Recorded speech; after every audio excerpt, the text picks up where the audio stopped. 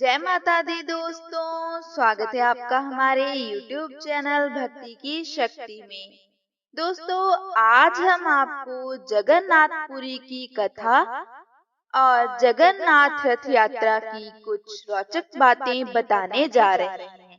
तो चलिए शुरू करते हैं। हिंदू पंचांग के अनुसार हर साल आषाढ़ माह में शुक्ल पक्ष की द्वितीया तिथि को जगन्नाथ रथ यात्रा निकाली जाती है। इस साल रथ यात्रा का आयोजन 12 जुलाई 2021 दिन सोमवार को होगा।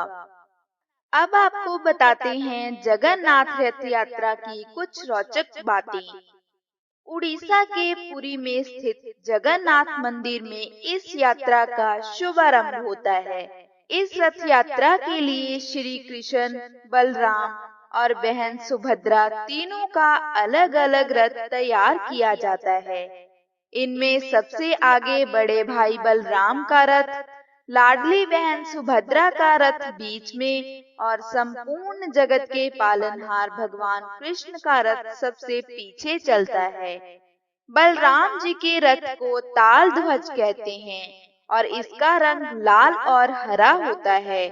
बहन सुभद्रा के रथ को दर्पदलन कहा जाता है और यह काले व नीले रंग का होता है। वहीं भगवान कृष्ण के रथ को गरुड़ ध्वज कहते हैं और इसका रंग लाल व पीला होता है। रथ की लकड़ी के लिए नीम के पेड़ का चयन किया जाता है।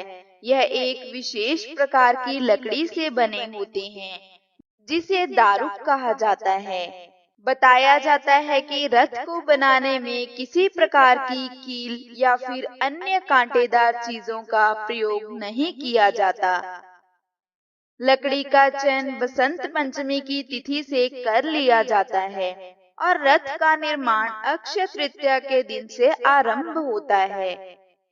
भगवान जगन्नाथ, बहन सुभद्रा और बड़े भाई बलराम तीनों की मूर्तियों में किसी के हाथ, पैर और पंजे नहीं होते हैं। इसके पीछे एक पौराणिक कथा यह है कि प्राचीन काल में इन मूर्तियों को बनाने का काम विश्वकर्मा जी कर रहे थे। उनकी यह शर्त थी कि जब तक मूर्तियों को बनाने का कार्य पूर्ण नहीं हो जाएगा, तब तक उनके कक्ष में कोई भी प्रवेश नहीं करेगा। लेकिन राजा ने उनके कक्ष का दरवाजा खोल दिया, तो विश्वकर्मा जी ने मूर्तियों को बनाना बीच में ही छोड़ दिया। तब से मूर्तियां अधूरी की अधूरी रह गईं। इसीलिए आज भी ऐसी ही मूर्तियों की पूजा की जाती है। मंदिर के ध्वज को रोजाना बदलने की परंपरा का पालन बरसों से किया जा रहा है। एक पुजारी रोजाना मंदिर के गुंबद पर चढ़कर ध्वज बदलता है। ऐसी मान्यता है कि अगर एक दिन भी यह ध्वज नहीं बदला गया तो मंदिर 18 साल के लिए बंद हो जाएगा। रथ यात्रा पुरी के मंदिर से चलकर नगर भ्रमण करते हुए गुंडीचा मंदिर पहुंचती है। यहाँ भगवान जगन्नाथ, बहन सुभद्रा और भाई बलराम के साथ 7 दिन तक विश्राम करते हैं। गुंडीचा मंदिर भगवान जगन्नाथ जी की मौसी का घर कहलाता है। मान्यता है कि रथ यात्रा के तीसरे दिन यानी आषाढ़ पंचमी को देवी लक्ष्मी जगन्नाथ जी को ढूंढते हुए यहाँ आती हैं। तब यहाँ पुजारी दरवाजा बंद कर देते हैं और देवी लक्ष्मी नाराज होकर रथ का पहरा तोड़कर वापस चली जाती हैं। बाद में फिर जगन्नाथ जी उन्हें मनाने जाते हैं।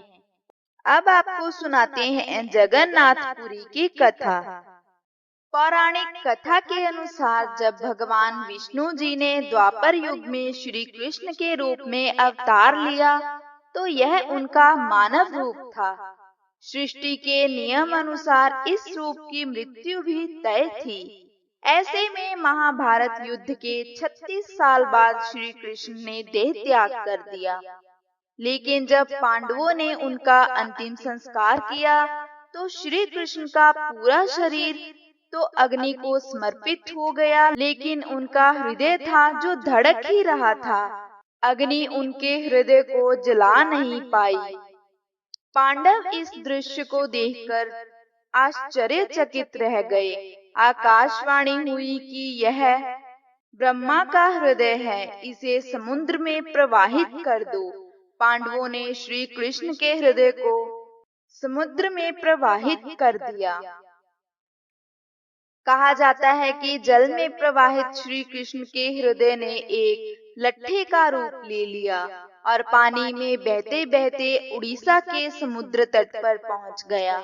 उसी रात वहां के राजा इंद्रघुमन को श्री कृष्ण ने सपने में दर्शन दिए और कहा कि वह एक लठ के रूप में समुद्र तट पर स्थित हैं। सुबह जागते ही राजा इंद्रधुमन भगवान श्री कृष्ण की बताई हुई जगह पर पहुँचे। इसके बाद उन्होंने लठ को प्रणाम किया और उसे अपने साथ ले आए। इस लट्ठे से ही भगवान जगन्नाथ, बलराम जी और सुभद्रा जी की मूर्ति का निर्माण विश्वकर्मा जी ने किया। उसी समय से जगन्नाथपुरी की रथ यात्रा का आरंभ शुरू हो गया। तो दोस्तों, ये थी हमारी आज की जगन्नाथपुरी की कथा और जगन्नाथ रथ यात्रा की कुछ रोचक बातें। अगर आपको ये वीडियो अच्छी लगे तो इसे लाइक करें और ज्यादा से ज्यादा शेयर करें। हमारे चैनल से जुड़े रहने के लिए इसे अभी सब्सक्राइब करें। नीचे दिए गए बेल आइकन को प्रेस करना ना भूलें ताकि आपको हमारी आने वाली हर नई वीडियो का नोटिफिकेशन मिलता रहे। जय माता दी।